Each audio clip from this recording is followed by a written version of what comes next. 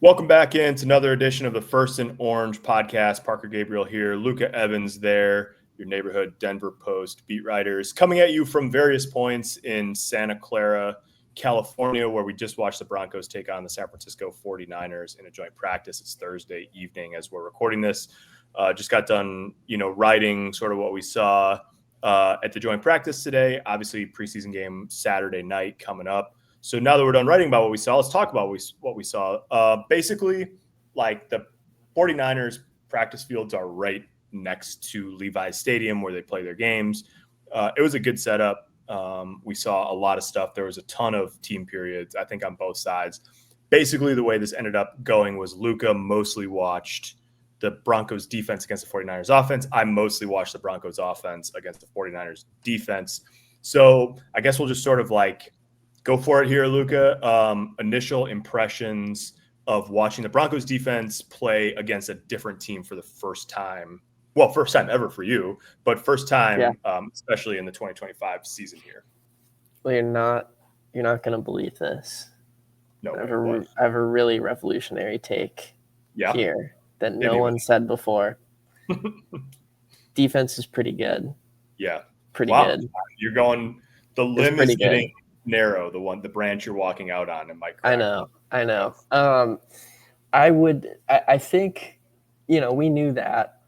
Obviously, Broncos offense knew that. I think the biggest takeaway for me was how, Vance Joseph said this week that this kind of interior defensive line room is the heartbeat of the defense. And I think that really kind of played out on Thursday. There's obviously 5 million different interconnected things going on and every play that make up like the foundational aspect of a team. But, initially you have just, I think Brock Purdy even said it, like they were getting after it. Like the Broncos front was getting after it. And it was all, all three lines, like all possible rotations. You had Enyi, you had Jordan Jackson, you had, John Franklin Myers, you had Zach Allen, so many guys getting in the backfield, making plays, sacks, that sort of thing. Andrea Tillman literally like pancaked 49ers offensive linemen and sacked, and you saw a director like Brock Purdy didn't have much time. He didn't have a lot of windows to wriggle out of the pocket either because things were collapsing around him. So he's forced to stand in there and make, throws to receivers who don't have the time to scramble to get open. And, guys like Riley Moss benefit from it. Huge PBU, even like Rennie Reed, a linebacker. So many balls just hit the turf because there were no angles for him to create something. And then eventually you saw, when kind of the pressure waned a little bit towards the last couple of team periods, then you start seeing the 49ers offense get things going. And, Brock Purdy with a couple of deep completions, one on Jade Baron, one on Jaden Robinson, you start to see things open up. And so I think as long as this defensive line can stay fresh, can stay productive, making sure they have the bodies to consistently rotate guys and create pressure from, 4-man rush, different packages, different alignments, like this defense will hum because of it. And it is in the periods where they can't get to the quarterback when you will see the blind spots this season. But overall, this front is as good as advertised, at least from what we saw just in that couple of hours today. It's interesting because I was talking to someone after practice who was like, yeah, I mean, they're not going to have to blitz a lot, right? Like they can get home with 4, they can rattle quarterbacks with 4. Yep. And I think that's right. But the flip side of that is like last year, at least, we'll see how, Vance Joseph sort of, approaches this year, and there'll always be wrinkles. But like last year, sometimes they didn't have to rush. They didn't have to bring blitzers, but they rushed 5 a lot. And the reason they rushed 5 a lot is because they're so good in the secondary that they played more man than anybody in the NFL. Yep. And so when you trust the 6 in the back end to cover, then you can bring 5, and then you're ensuring that, at least 1 or 2 of let's say 3 down linemen and then Benito and Cooper, like at least 2 of those guys are going to have one-on-ones or, sometimes across the board, you can't help on everybody. So like, it kind of goes to the, like, they may not have to blitz a lot, but they might bring 5 a lot anyways, because Vance likes to play aggressive in that way. And he loves blitzing. And then they play 5, like with 5, you're like better suited against a run too. So some of it's like some of their blitz rates, like base down run stuff, but like, basically like the bottom line on it, which is the sense you've sort of gotten all through camp, is that like life's good for Vance Joseph. He can do so many different things with so many different people and have good players on the field, at least at this point when they're pretty healthy on defense. And so like that's a pretty enviable place to be. And it doesn't mean you're going to, shut everybody out. The 49ers offense, like you said, Luca, got going a little bit as the practice went on, but there's just a lot of like, I don't think we'll see him pull out too many cards over the 3 preseason games. But he's got him in the pocket, and he can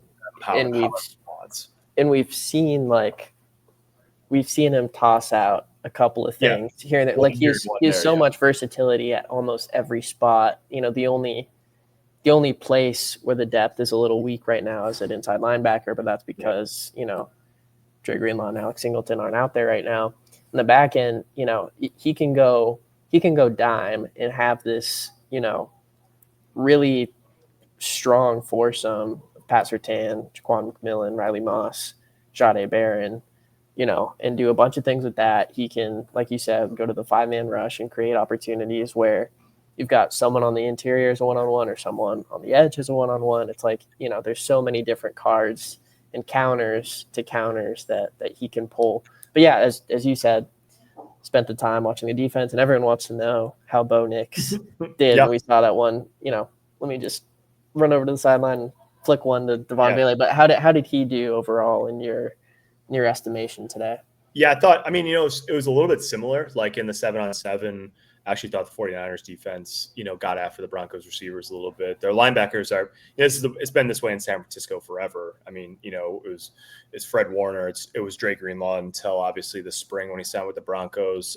It was Navarro Bowman before that, like Azeez Al-Shaair. Like they've just had all of these guys that can run and cover. And you saw that, like they're really athletic. They're only playing, I think I saw Kyle Shanahan say after practice, they're only playing with 6 defensive linemen. And so he said like, we were just trying to make it through practice, basically. Even still, they put up a pretty good fight. Like I thought overall the Broncos offense, played pretty well, and Bo Nix was sharp, probably sharper. There's a lot, you can like find whatever opinion you want of Bo Nix's training camp so far. I think a lot of it is sort of like mountain out of a molehill type of stuff. But like, I thought today was among his sharper days of camp. Wasn't perfect. They weren't just like bombs away, like making a bunch of big plays down the field. He missed a bad one to RJ Harvey in the flat. That was like a walk-in touchdown in red zone. But like by and large, he was sharp, and it was a positive day overall. Like I don't think there's any way around it. He played the stuff that happens on time. It looks good. That's like the hallmark of a Sean Payton offense, like play on time, play in rhythm, get the ball where it's supposed to go, be the point guard, run the fast break. And like when that stuff is going good, it looks pretty. But the thing about Bo Nix, and you made a reference to it, is like he's sort of wired to play off schedule and to throw off platform, and he's good at it, and he showed it last year in games.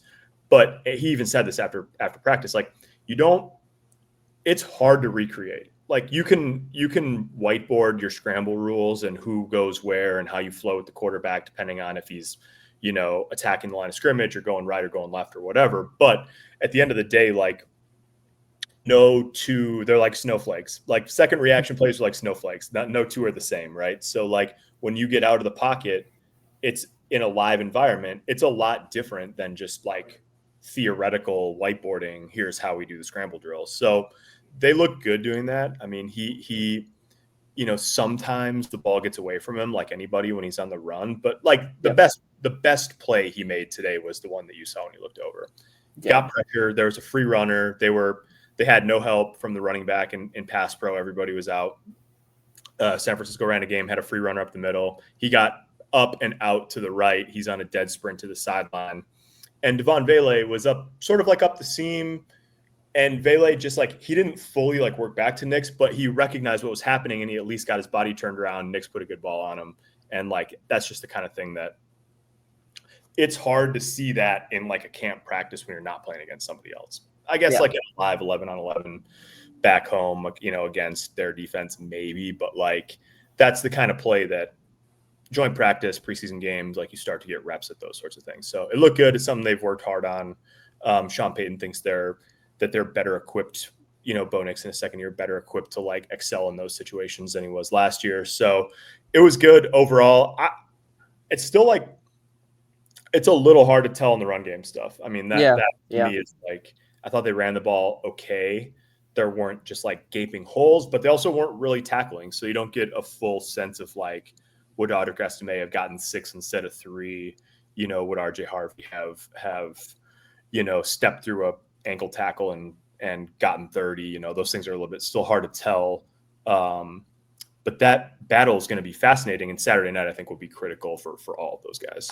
Yeah, I think once we start seeing what guys can do in space truly and break tackles and who can kind of hit gaps consistently, like, you know, I think nobody –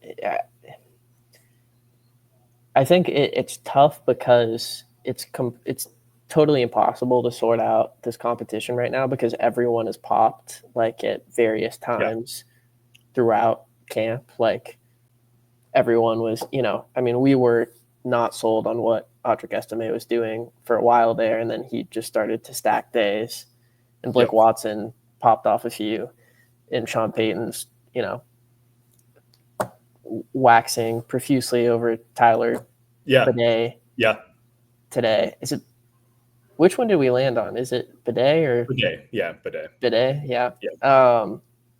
And you know, Jaleel McLaughlin's always around, and you know, so it's and I thought it was interesting. I mean, you know, maybe it was just a slip up, but Sean Payton chooses words pretty carefully. I mean, he said, you know, that group is fighting for 1 or 2 spots, and I would assume that, you know, we have, you know, JK and RJ Harvey and probably Jaleel McLaughlin are locks. And then, you know, is it going to be 1 or 2 out of Estime, you know, Bidet and Watson? And it very well could be, they very well could take Estime and Bidet. And so I think that's, you know, it'll be really interesting. These 3 games are going to be really important for that. I'll be curious how much playing time Jaleel McLaughlin gets because I go back and forth a little bit. Like he was quiet today, but he's also sort of probably been like, you know, if you take Dobbins and Harvey out of the mix, like of the rest of the group, he's been the most consistent of the rest, probably like overall body of work. And then not only that, but like he's by far the most experienced of those at this point.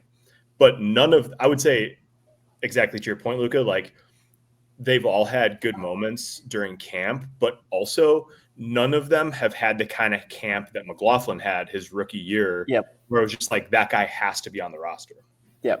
So you've seen like, you know, Harvey, like the pass pro thing's real. It's been a struggle at times. Like it was a struggle today.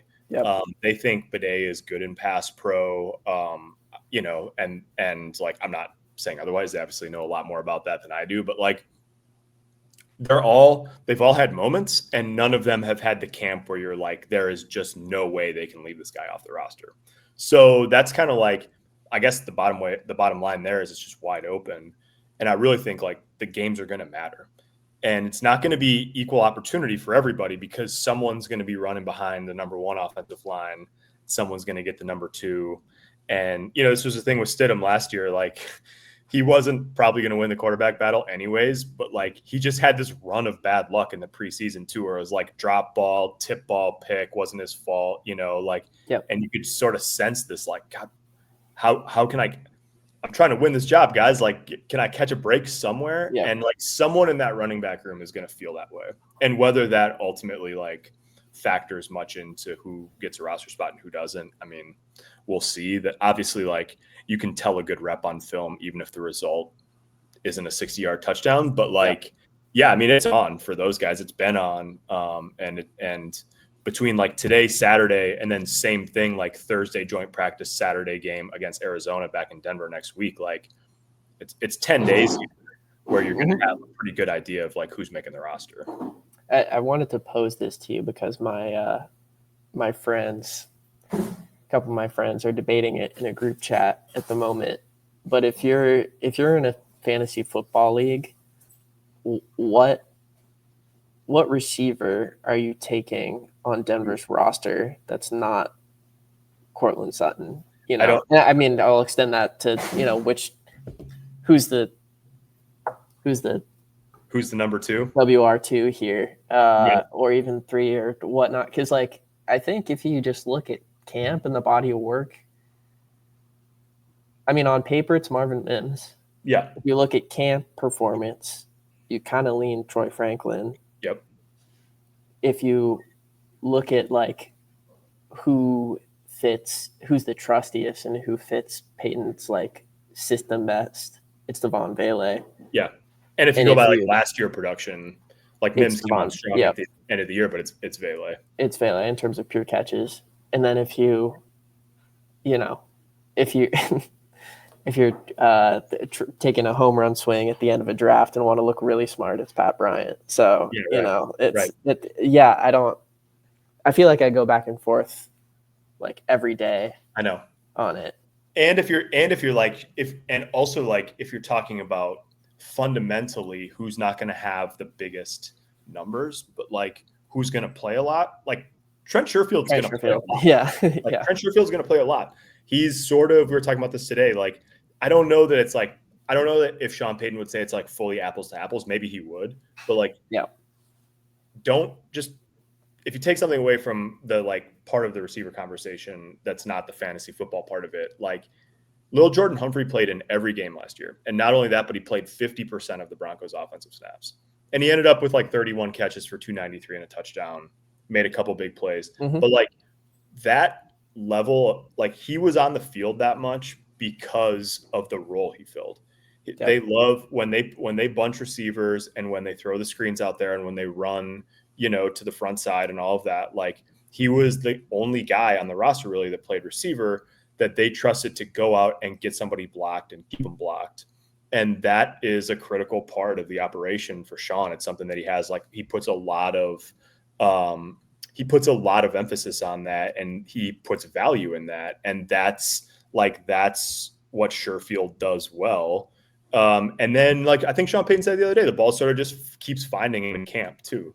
Yep. So like, he's probably not going to have 50 catches, but if he played a lot and ended up in that like 25, 30 catch range, I just don't think that would really be a surprise at this point. Even though like when they signed him, you would have maybe thought that would be a surprise. But yeah, like to your original question, sorry for the Trent Sherfield. No, it's so valid. He might end up playing like maybe like the third most snaps of anyone in that wideout room. Like, I think that's very like possible. Week 10, when you look up and go like, let's see receiver playing time, Courtland Sutton, 78%. Yeah. Marvin Mims, 60%. Trent Sherfield, 51 or whatever. You're going to be like, wow, I knew this was coming and I still didn't like really factor it into my thinking. I don't know, man. Like Mims, I think they'll find a lot of ways to get him the ball. Like it's hard not to say Troy Franklin at this point. It is hard not to say Troy Franklin. I think they will do, because like, again, as you kind of alluded to with Vance, like Sean is not going to tip his hand with everything that he's going to do with Marvin Mims this year. And I think they know that their offense took off, at least, correlation, causation, whatever. But when they started using Marvin Mims a little bit more, and doing more RPO stuff, things out of the backfield and, quick hits, Bo got going, like all of it kind of. So I think they know that. But also like, he's looked good in camp, but he hasn't been like, oh man, this is Marvin Mims year 3 leap. Like that's still, and I mean, Troy Franklin is the guy who, but you also have seen like in the midst of him having an awesome camp, he has had a couple drops here and there. Like those have popped up. So that's possible. And I think, just to add on Pat, like as I'm going through and working on a story on him, like he realized from a very young age, like that the way to get on the field was to block. And Sean Payton loves the fact that Pat Bryant can block and is a big receiver and all that. And so his path to time this year is, I think, the little Jordan Humphrey or even the Trent Sherfield route where he's going to be on the field. Like if he can be a guy who they can trust to block a lot. And then all of a sudden, here's 30, 40 catches for me. So that'll be interesting too. But I don't know, man. This has like cold take, cold takes expose like potential, although I don't think like Pat Bryant maybe quite rises. Like to me, and this is just from like here, there's a lot of camp left. Like there's a month still till the season starts. So this is like still pretty early. As like promising as Bryant has looked so far, I sort of wonder at this point if he's maybe like he's going to end up playing a lot if somebody gets hurt. Like if Sutton gets hurt like and misses 3 weeks, like Pat Bryant could play a lot. Like they can shuffle. They could put Valey out there. They could put Franklin out there. Like maybe Sherfield could play the X, but Bryant just fits that mold naturally. I mean, the two guys who Sean Payton has talked about playing the Michael Thomas role since he's been in Denver, it was Courtland Sutton, and now it's like Sutton and Bryant. So to me, there's a little bit of a clean fit there in terms of like just being the X behind Sutton, who's going to play a lot. And then like if you miss time, like obviously there. And then also like if a Sherfield or somebody like that were to miss time. But like he could just be good enough too that he takes time from someone else.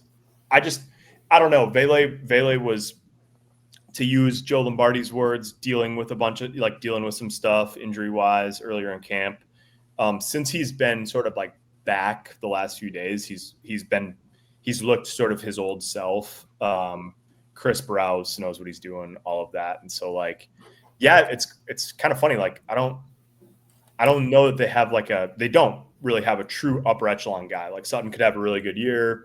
Maybe there's like a breakout like Mims or Franklin somewhere in there, but they have depth and they have seemingly like quality, like functional depth. And that should really help over the course of a long season. Yeah, definitely. Yeah. And I think, I think Pat Bryant's pretty clearly wide receiver 5 on this roster for right now, or even wide receiver 6 behind Trent Sherfield, I should say. I don't think that's just suddenly going to change. I think to your point, that'll need injury. Did Evan Ingram do anything today? I feel like I didn't hear his name very much. Not a ton. I mean, but he sort of did the stuff that like there was a play that's funny. I was standing next to obviously like other reporters and stuff, and there was a play that like didn't look like much, but it was one where it was like play action and Nix came out of the boot to the right and like half roll pulled up. There was pressure right in his face, and he kind of was like leaning back and he just threw it low angle with the guy in his face to Evan Ingram. And Ingram like caught it in the flat and he ran away from the linebacker. And it wasn't a big gain. It was like 8 yards. But I think last year that's a yard, maybe. Yeah. Like you throw the ball to the same spot to Adam Trautman or Nate Atkins and they're getting tackled there, or it's incomplete or whatever. Yep. And Ingram's ability to like, he's going to make some plays down the field like that. He in Jacksonville, he caught a ton of those like sort of cover 2 hole shots up the sideline. He is a threat up the seam and all of that. But like, as unsexy as this sounds, like the thing that Evan Ingram the way he's going to elevate their offense is like the 2-yard gains are often going to be 8. And the 6-yard sits over the middle. He can turn into 12. It's not flashy, but it's effective and it keeps the chains moving. And it gives, like they went 3 and out way too often last year. And he's sort of like a 3 and out eraser. And to me, like there's a couple of plays where it's not going to pop off. It's not going to make everybody's like, oh, here's the cool stuff that happened today. But it's like the kind of stuff that actually helps you move the football and score points. Yeah, that's a really good point. And I wanted to, we'll dart over to Jade Baron too. The other, besides Bo Nix, the most controversial, hot take generator of Broncos camp naturally is the first round rookie. Has he been nothing, Luca, or has he been unilaterally awesome? He he's a rookie, you know. He's and I think it's really interesting with him. Like whenever you hear guys talk about him, it's never like his technique is incredible or his like physical whatever, like he's an athletic freak, whatever. It's always like intelligence, and I think that is what's going to get him on the field, because like he got beat one-on-one by Ricky Pearsall on a go ball that where you're like, it just doesn't look like a great outside rep for a cornerback, this or that. But then he's like, a few plays later, he's coming in on a disguised blitz and taking a great angle and getting a sack. And like, he's done that a few times throughout camp. He's also, like there was a play a few practices ago where Bo Nix rolls right and Jade's in zone or whatever, and comes up, tags a receiver, and then sees that Bo's rolling out, comes up, essentially becomes a spy, forces him out of bounds. Like the situational awareness, I think, is there. He's learning a ton. It's just not he's not having like the PS2 reps where you see it and you go, man, this is like a generational corner talent. Yeah, and he's not on the Riley Moss like 3 PBUs a day. Exactly. Yeah. So it's an interesting place. I think right now, like at least from everything that we can take away, folks are assuming he's going to start at nickel. If you started the season right now, from everything that we've seen, I think Jaquan McMillan is still the starter, and things can change. Things can change certainly in the next few weeks, and we may suddenly just see a shift where, but I mean, I think there's a real chance that, he's a rotational, he's a dime guy, he's, this or this or that, and then eventually maybe he eases it into a starting role as the year goes on. It's just like he was drafted as a luxury and not a necessity. And I think they can use him in that way where he doesn't have to, like he doesn't have to go through rookie mistakes and those kinds of reps necessarily. Like he's going to have them, but so I don't know. I think he's in an interesting spot with that. It's interesting too, because like he's a guy who he's one of those guys, like you mentioned this with the angles that he takes. Like if Jaquan McMillan misses a couple tackles, like the coaches are going to be on the sideline going like, number 12 is not going to miss that tackle. He might make a mistake in some other way. And like McMillan's an aggressive tackler. He misses his share like everybody does. But like, Jaquan will come up and hit you, especially on the horizontal stuff. But Baron's he's a really good tackler. And that's the kind of thing, like that's the kind of thing. It's kind of funny because like you don't always think about corners as someone who you don't get a full feel for when they're not tackling, but Baron is that kind of player. Yeah. So, and then the other part of it, I think, Luca, is when you're cross-training, which a bunch of their guys in the secondary are, one of the things that I always like try to keep in mind is there will never be more on his plate. There'll be more pressure in week 15 than there is now, obviously, but there will never be more on his plate from a mental standpoint than there is right now. Like he's learning everything and you're putting everything in. Obviously you're going to add over the course of the year a little bit, but like the volume of stuff that they're working on a daily basis and repping on the practice field on a daily basis now is so much different than what it looks like when you tailor a game plan for an opponent. Now, like you have to be able to pull all that stuff and know it when it comes up, and how like you're going to have different stuff against the Chargers than you're going to have against the Bengals in week 3 and 4. But like you have the week to get it down and work through it and all of that. And like right now, you're playing inside, you're playing outside, you're playing left, you're playing right, you're playing nickel, you're playing dime, you're in all these different things. You've got, your blitz install, all this stuff. Like that's a lot different than like getting ready for an opponent and what you're going to do against an opponent. So like if there's a time to be there's a time to feel like you're just trying to keep up. Like this is it, obviously. So it's an interesting one. What you asked me about the running backs, I want to come all the way back around to the defensive line. Let's say you can't keep more than 6. I mean, you play a 3 down front. You barely ever have 4 with their hand on the ground. You've got you got a bunch of smaller guys that got to play special teams. You can't keep more than 6. And obviously you've got Zach Allen, DJ Jones, JFM, Malcolm Roach. What do you do with the last 2 spots? And then Savion Jones, a 3rd-round pick. So, I think it's one spot for Jordan Jackson or any. Yeah, I mean, to me, it's fairly like. I mean, the tough thing is that, like last year,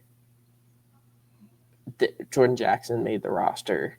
Yep. Like, what was it that George Payton said, or Sean Payton said? Yeah, Sean Payton said it wasn't in a breeze. Yeah. Yep.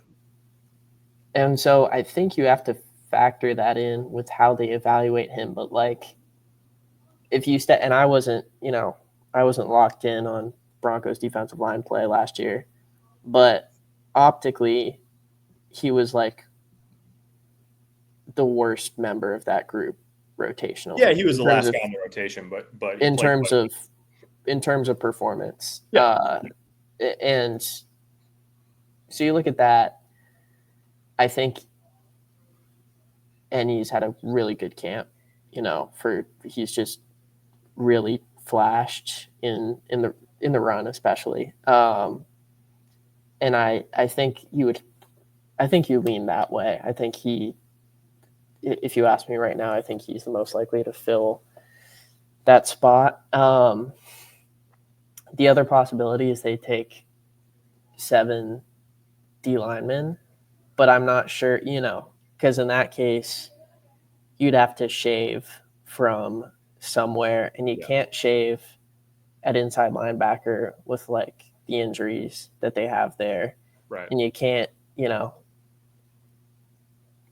I think the areas to me, like in going through and evaluating roster stuff where you can kind of swell or shave a little bit is like interior D-line and maybe cornerback, because there's a few guys there, and Jade gives you some flexibility where you can do some stuff there. So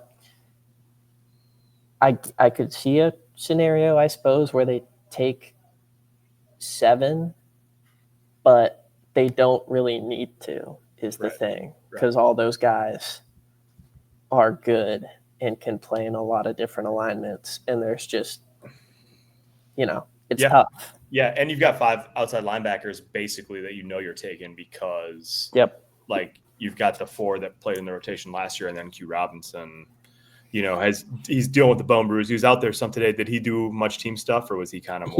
He did some, third team stuff. He didn't do a lot. Yeah. And I didn't see much from him, but I mean, you have to like they coming back from them. They don't want to cut him.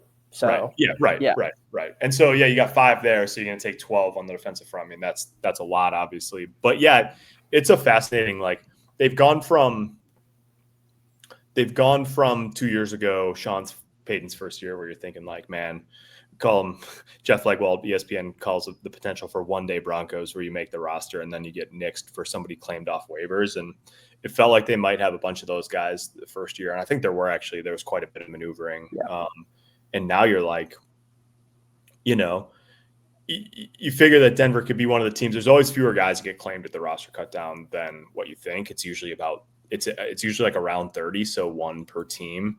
Yeah. But that's not an even distribution. Obviously, the best rosters are the most likely to have somebody, claimed off waivers. And you could really see that for the Broncos this year, of like having to make a tough call and just sort of assuming that you're going to lose a guy or 2 as you go through, because you can only take 53. That's the way it goes, and it's a good problem to have if you don't know how to not leave a good player off your roster. It is. I mean, and if Jordan Jackson gets cut and this team practice tape is out there, like someone's getting him. Yeah. So he was like, I think I wrote, like, he was the best defensive lineman that they had today in terms of performance. So like, yeah, that's just, it's tough.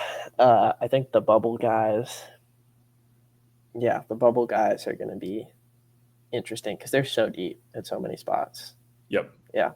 Yep. It was interesting. We heard from Sean Payton, Bo Nix, and then a couple of former 49ers, Talanoa Hufanga and Mike McGlinchey after practice today.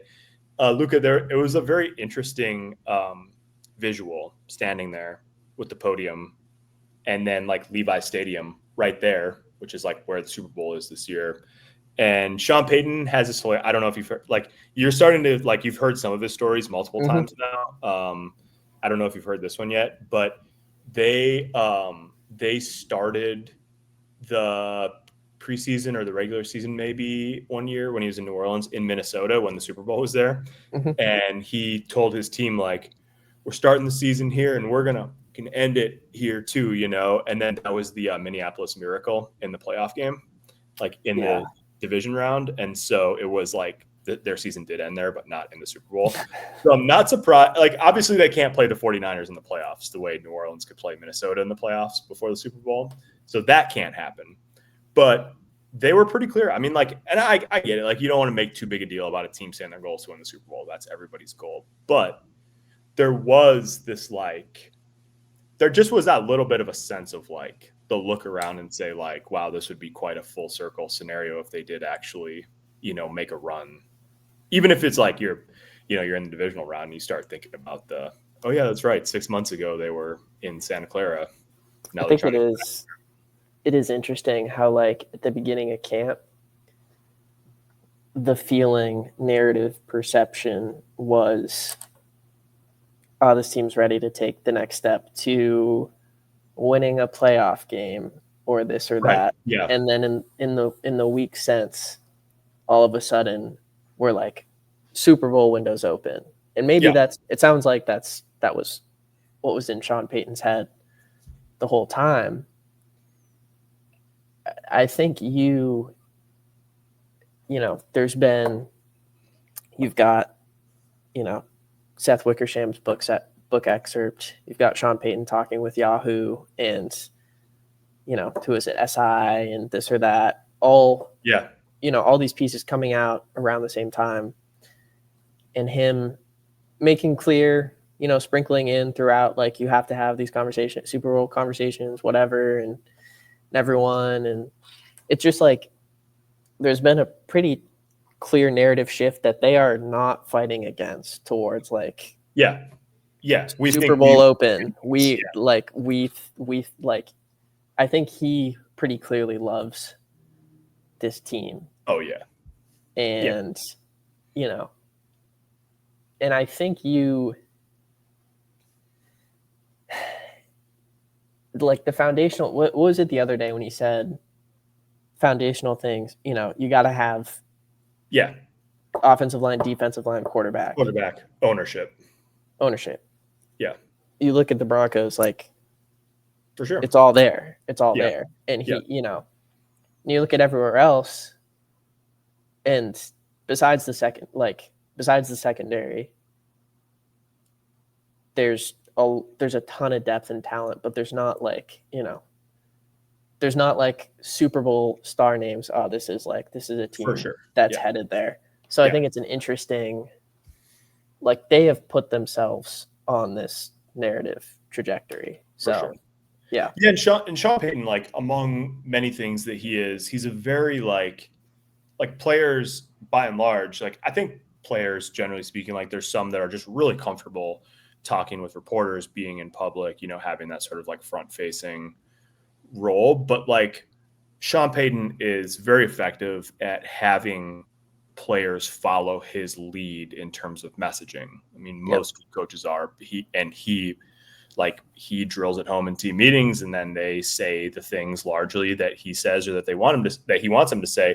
But also, like, that, I don't put it this way. I don't think it's a coincidence that Sean Payton said we have to be comfortable talking about this, and then suddenly several of his players were more comfortable talking about it in public. Like, it's not like get out there and say we're going to win the Super Bowl. That's not what's happening. But like, there is this there is still a sense. There was a sense when Sean Payton got to Denver that it was like, Sean is going to show this group of guys, like help shepherd them on this path back to winning culture. And he's instilled his culture, and it has been successful so far. There's really not a way to argue against that. And now it's sort of like you're trying to take this leap from good to like true contender. And I think a lot of guys are sort of looking back to him like, so we all believe this, but like, should we be talking about this at this point? Should we not be talking, and it's like, no. What else are you going to say? You're going to say, no, we're trying to win. We're trying to get to the divisional round. Of course not. Like, you're trying to win the Super Bowl. So let's live in that mode. And so I don't think it's like, like, I'm not surprised they're saying it, but they're definitely, I think you're right, Luca. There's been a shift recently toward like, yes, we are comfortable saying that we know we have a lot of work to do, but we think we're going to be in this conversation. And we wouldn't expect anything else. Yeah, and it makes sense because I think they very intentionally have signed guys that fit kind of this winning narrative, or brought in guys that do that, like Talanoa, Dre Greenlaw, Evan Ingram, even some of the rookie, like in terms of the overall like maturity. For sure.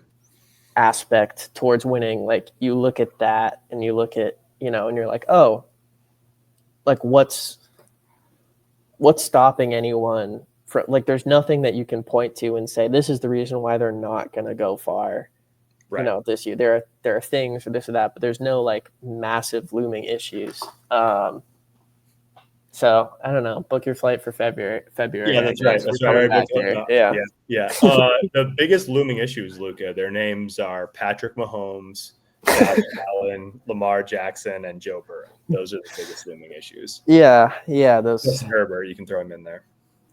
But Bo Nix is by Sean Payton's affirmation gonna be right there with those guys. In 2 years. So, yeah, it was interesting that he said that, and he definitely did not back down from it. He got, you asked him about it today, and then Bo Nix didn't back down from it either. I mean, Bo Nix didn't say, "Yeah, I'm going to be as good as Joe Burrow." He just said, "If my coach thinks that I can be that good, then I need to work really hard to try to like make that become a reality." Basically, so interesting times. It's anything else for the good of the cause that popped up on your radar screen today? Did you enjoy seeing Steve Bono out there? Bono? I did. Did we see Steve Bono out there? Yeah, he was out there. Oh, there you go. Gave a big hug to Mike McGlinchey after his on the podium. It was fun. It was kind of cool seeing Mike Shanahan out there. Yep. Given that it was like the team he won 2 Super Bowls with, and the team is kid coaches, and he just sort of he was watching Bo Nix very intently, and then he would watch Kyle and San Francisco's offense do their thing. So I think it's so interesting how like Kyle also raved over Bo Nix and post game. It's so interesting, like the league's perception of him versus like everyone else's perception of him, because the league is like this guy's going to be one of the best, and everyone else's perception is like, well, look at these this and these very real reasons why he's not going to be the best, but also it's interesting. One truth of the matter, I'm not saying this is why Kyle Shanahan said this, but like one truth of the matter is that like if he continues playing the way he is, like no one is going to cop to not liking him in the draft. Yeah. No one's going to be like, actually, you know what? We didn't think he was any good. Like it'll be the sort of like everyone was going to draft him. Yeah. If the Broncos didn't. The Raiders would have taken him at 13, and that'll be if he really ends up hitting the benchmark that Sean Payton says, everyone will have loved him in the draft. Just like the Sean Payton Patrick Mahomes story. Exactly. It'll be, he was going to do that. He was going to take Patrick Mahomes at number 11 that year. Yeah, And then we would all be talking about very different things at this point. I don't know how. Yeah, we would. But it would be very different. My take is is Bo Nix is like right now, if you took like a slight variation of Patrick Mahomes' body and like rewired half his brain Sean Payton, like Drew Brees style. And then that total package is Bo Nix right now. And the other half is still Patrick Mahomes coded. Yeah. It's a really. I'm not sure I followed that, but I'll take your word for it. Yeah, I'm going to work on that one. Yeah. I'm going to fine-tune it a little bit. We'll come back next week. We'll have it dialed in. Yep. All right. It was a long practice. There was a ton of stuff. We've got probably even more than we covered here. denverpost.com/Broncos. Check that out for all of the latest. We'll have a ton of coverage out of today. And then obviously after sort of a Duff day tomorrow, although we're working on preseason magazine, which will be out the week before week one stuff. That'll be our tomorrow. Then Saturday night, obviously preseason opener, Broncos at 49ers. So thanks for watching. Thanks for listening. denverpost.com/Broncos for all the latest. We'll talk to you next week.